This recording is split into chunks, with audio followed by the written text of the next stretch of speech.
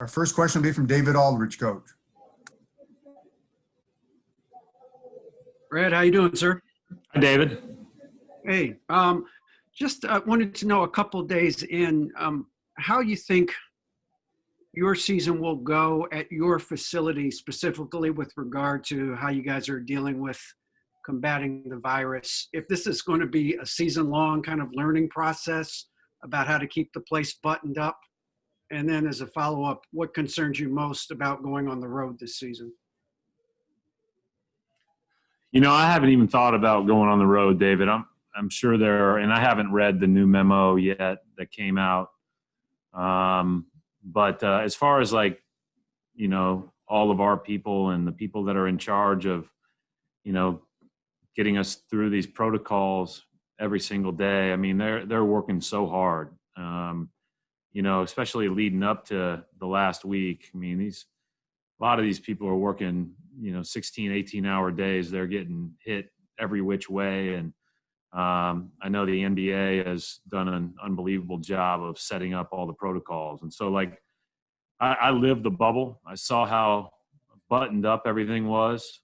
You know, we were there for, you know, almost 90 days and never once felt like it wasn't exceptionally well done with regard to that, you know, health and safety around COVID. So I trust all of the things that are being put into place, as everybody else does. I think we all have a responsibility to do all of this as well as we can. And but the amount of work and the amount of time that both the NBA and our own liaisons working with the NBA are putting in is, you know, obviously a lot. Next question is from Chris Ryan.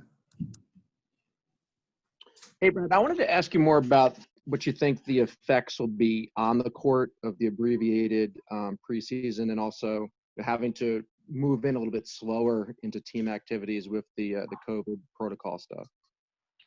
Well, yeah, I mean, you know, and the fact, you know, we didn't have a lot of guys here, obviously. Obviously, when it was first announced we were going to play in December, there wasn't hardly anybody here, maybe a couple of guys. And then, you know, some guys trickled in when we could do voluntary stuff, but not too many, because we just didn't have much time from the time we got back from Orlando. So this is really the first few days together. And so, you know, we'll proceed at the right pace. We're balancing, you know, that newness with the need to get prepped quickly. And the other factor is right now that, you know, we're going to have to deal with is we got some bodies out. So ultimately, you know, I think the biggest thing we can do is try to improve individually, try to improve this group collectively, find a couple of guys that can help us sooner rather than later. And, you know, try to put our best foot forward when December 23rd comes around. John Corrales will be up next. So, Brad, you said you haven't read this memo. I don't know how much of it you've heard. I'm just curious your reaction to some of the penalties, like losing draft picks or some of the extended quarantines for guys that that you guys, your team and your team would face. Yeah, I appreciate it, John. Like these were the first 2 days we could do group work, so I literally haven't read it, so I apologize. When I'll try to get through however many pages it was or the highlighted bullets that are presented to me by our people ASAP, but I haven't even looked at it, so I don't think it'd be appropriate to comment on it yet. Tim Bontemps. Hey, Brad. Obviously, we know that Kemba and Romeo are out for a while. Is everybody else available to participate as you shift into group workouts now? No, Tristan's not. I think we released that maybe at the start of the week. He had a hamstring strain from his before he got here when he was working out in the last couple of weeks. He's getting better. He's done very light individual work with some strength and conditioning work, but is not participating in any of our stuff other than that right now. So we hope to have, you know, him ramped up, you know, as we get closer to the start of the regular season. But he's going to miss a significant portion of this training camp. Gary Washburn.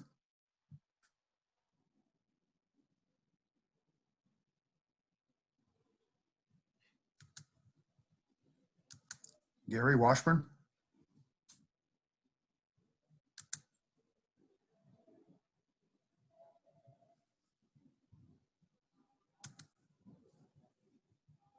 Okay, we might come back to that one. Mark D'Amico.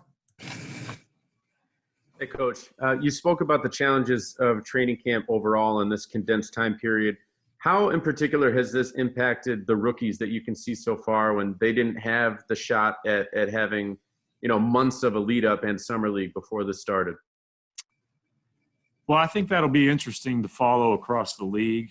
I've been impressed in the first couple of days of work with our guys, but it's a whole different thing once you get to the regular season. I mean, we see that all the time with not only practice, but also, some of the exhibition games, et cetera.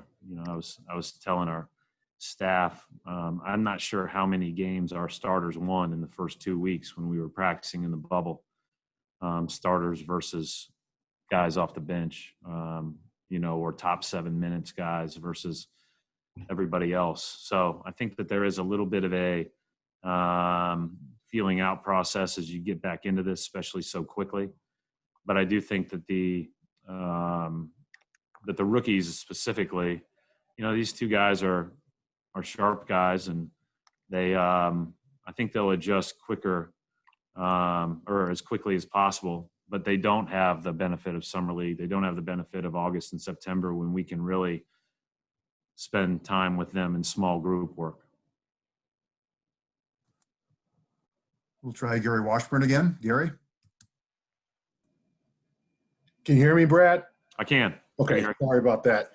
2 questions. One, your plan to prepare for the season, how different of it is your plan than regular training camps because of this whole thing and not being able to work out fully? And do you think you'll have your team? I mean, you've got to play on December 22nd, obviously, or 23rd, obviously, but do you think you'll have your team adequately prepared? And the second, I want to get your thoughts on the schedule, some of the 2-game series, home and road, 3 nights in India or 4 nights in Indiana, then right after Detroit. There's some of the quirkiness of the schedule. Well, again, I haven't really focused on the schedule because I didn't know what our travel restrictions would be. My focus on the schedule is how difficult our first stretch is. When you talk about 36, 38 games, whatever, we've got our hands full. And so going back to your first question, it's imperative that we get to be as good as we can be by the time that starts. I mean, we start out with 2 great opponents at home, go to another great opponent on the road for 2 games, and it just continues and continues. Have a back-to-back coming back there with a really good Memphis team. So it's something that, when they announced that we were going to be playing in December, I think we all had to, make sure we had shifted our lens to be ready for that. You could see a little bit of that as we were getting back here, doing the testing, going through some of the individual work. The good news is everybody got back here on track 1, which was last Saturday. So we've been able to do group work and practice the last 2 days, which is why we get to take tomorrow off. And so then we'll try to be as ready as quickly as we can. But again, it won't be a full team for that early part of the season. So that's why it's so important that we find a few guys that can really impact winning against the best of the best. So it's going to be quite a challenge. We're looking forward to it. We certainly, are going to do everything we can and, try to play our best as soon as possible. Final question, Coach, is from Jared Weiss. Similar question about the approach to training camp, but from the perspective of you have a ton of continuity of players in similar roles to where they were last season compared to entering last year. So how does that affect your ability to kind of streamline a lot of the kind of introductory stuff when it comes to establishing the scheme and building up the playbook and things of that nature. You know, with Kimba and Romeo out right now, and then knowing that we have to get Tristan going, it doesn't feel like as much continuity as there probably is. But there certainly is, you know, I've seen Jeff Teague look over at me a couple times like, what's that? Because you're calling things that you've done before really on the fly, right? And so there's a little bit of that. The challenge of the NBA training camp, because it's so short, much different than college, is you throw everything out really early and you break it down after that. And so I think the more that you can do that, the more that you can kind of, we have really always emphasized doing the whole part whole method of teaching. And so we throw a lot at them those first couple days. That's why you know, again, the rookies are, you know, balancing the speed of the game with their head spinning a little bit, with not really knowing what's coming. And thus far, they've done a pretty good job with that.